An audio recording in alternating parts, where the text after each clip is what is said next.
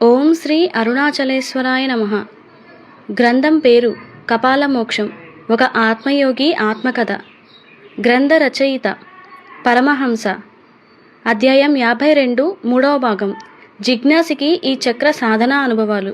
ఇక శ్రీశైలం, కాశీ, అరుణాచల క్షేత్రంలో తన మూలాధార చక్ర జాగృతి, శుద్ధి, ఆధీనం ఎలా చేసుకున్నాడో నా జిజ్ఞాసి మాటల్లోనే చూడండి. భయ్యా, నాలో కుండలినీ శక్తి జాగృతి అయిన తరువాత నాకు తీవ్ర ధ్యానం చేసే శక్తి లభించింది. ఏకదాటిగా 10 గంటల దాకా ధ్యానంలో ఎలాంటి ఇబ్బంది లేకుండా ఉండటం జరిగింది.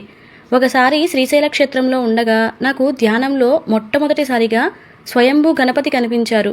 ఆయన ఏమీ మాట్లాడు, అలాగని ధ్యానంలో కనిపించకుండా ఉండడు. ఇది దేనికి సంకేతమో నాకు అర్థం కాలేదు. అలా కొన్ని రోజులు గడిచిన తరువాత వీరావేశంతో ఉన్న నల్లని ఏనుగు కనపడసాగింది. నా మీదకి ఉగ్రంగా తొండమును ఎత్తి కుమ్మటానికి వచ్చినట్లుగా అనిపించడంతో కళ్ళు తెరిచేవాడిని. మళ్ళీ కళ్ళు మూసుకోగానే ఇదే దృశ్యం కనిపించేది.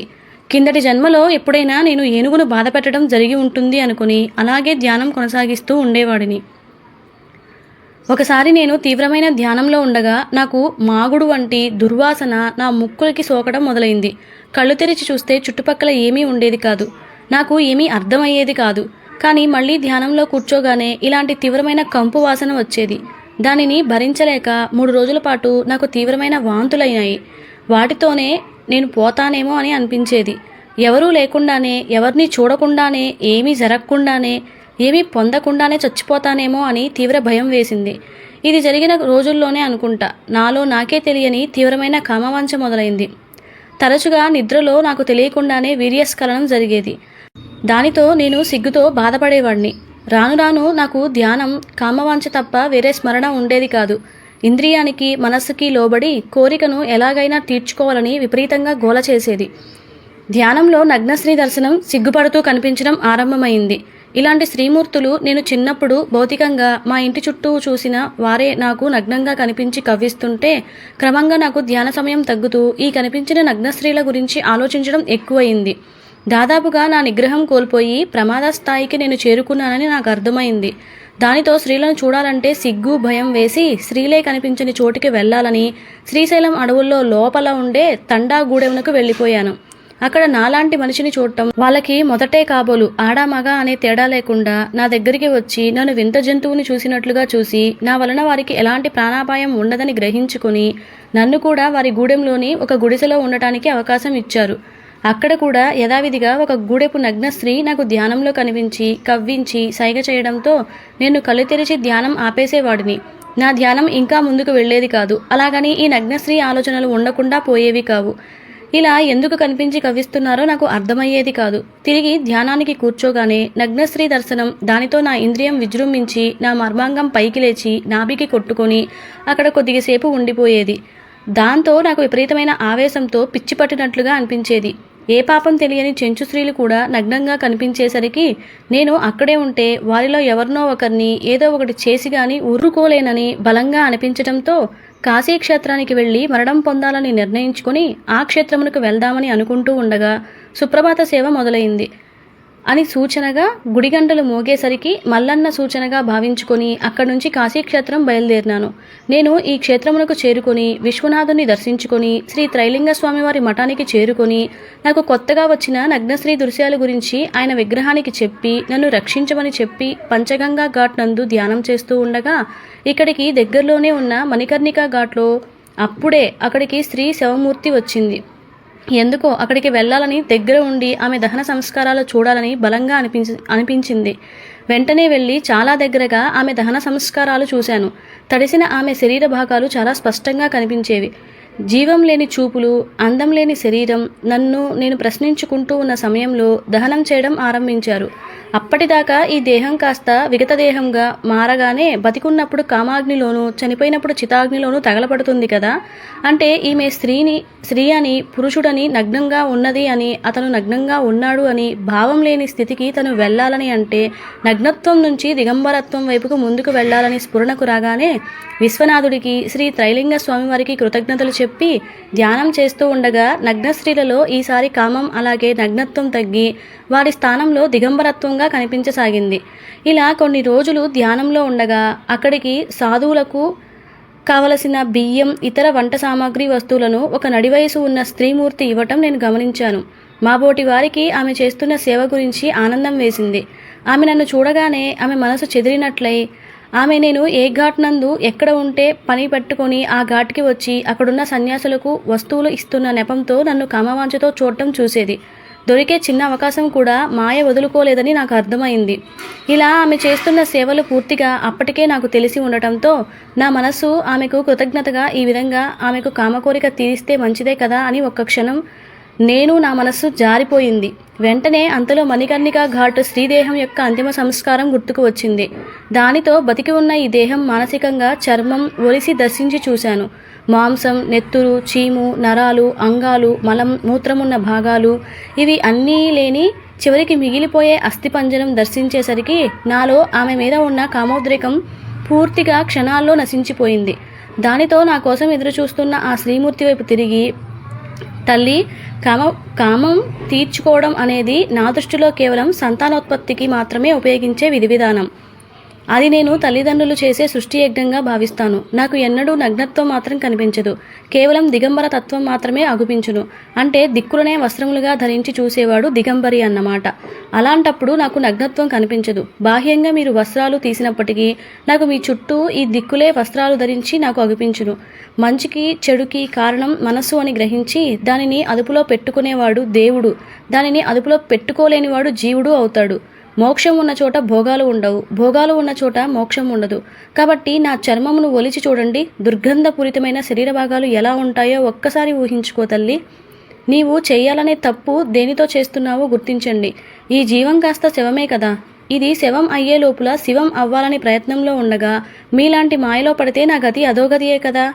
ఏమనుకుందో ఏమో, నాకు దండం పెట్టి మౌనంగా వెళ్ళిపోయింది. ఆ క్షణం నుంచి నా శరీరంలో ఏవో కర్మలు కూడా తొలగిపోతున్నాయని అనిపించసాగుతూ ఉండగా నేను నెమ్మదిగా గాల్లో ఒక అంగుళం ఎత్తు ఎగిరేసరికి నాకు ఆనందం వేసింది. అంటే తన మూలాధార చక్ర జాగృతి శుద్ధి మొదలై ఆదిన స్థితికి చేరుకున్నానని నాకు అర్థమై, కాశీలో ఉంటే ఇలాంటి స్త్రీమూర్తుల వల్ల ఎలాంటి ప్రమాదం లేకపోయినా వారు ఇచ్చే వస్తువుల సేకరణ వలన వారి కర్మలు తీసుకొని ఈతి బాధలు పడాల్సి వస్తుందని స్ఫురణకు రాగానే ఇక్కడ నుంచి ఎక్కడికి వెళ్ళాలి అనుకోగానే ఇంతలో అక్కడ ఉన్న కొంతమంది సాధువులు నా దగ్గరికి వచ్చి, స్వామి, మీరు ఆమెకు చేసిన హితబోధ విన్నాము. మీరు మూలాధార చక్ర ఆధీనంలో ఉన్నారని మాకు అర్థమైంది. మీలాంటి యువ సాధకులను చూసేసరికి మాకు తెలియని ఆనందం వేసింది. మేము అరుణాచలేశ్వరుని దర్శించుకోవడానికి వెళ్తున్నాము, మీరు కూడా వస్తారా అనగానే విశ్వనాథుని ఆజ్ఞగా భావించుకొని వారితో కలిసి అరుణాచలం వెళ్ళినాను. అక్కడికి వెళ్ళి అరుణాచలేశ్వర స్వామిని దర్శించుకొని అవతల వైపు అడవిలాంటి ప్రాంతమునకు చేరుకొని ఏకాంతంగా ఒక రాతి మీద కూర్చొని ధ్యానం చేస్తూ ఉండగా, లేరా, నా మీద కూర్చొని ఎలా ధ్యానం చేస్తున్నావురా, ఇక్కడ నుండి పో అని ధ్వని వినపడింది. కళ్ళు తెరిచి చూస్తే అక్కడ ఎవరూ కనిపించలేదు. అలాగే నేను ధ్యానం చేసుకునే రాతి మీద అంతవరకు ఎవరూ కూడా కూర్చోలేదు. ఏమోలే నా ఆలాపన అనుకుని తిరిగి ధ్యానంలో ఉండగా మరలా ఇవే మాటలు నాకు చాలా కటువుగా వినపడేసరికి, స్వామి, మీరెవరో నాకు తెలియదు. నేను మీ మీద ఎప్పుడు ఎక్కడ ఎలా కూర్చున్నానో తెలియదు. దయచేసి చెప్పండి అనగానే, పిచ్చివాడా, నీవు కూర్చున్న రాతి మీద సూక్ష్మధారిగా ఇక్కడే కూర్చుని ధ్యానం చేస్తున్నాను.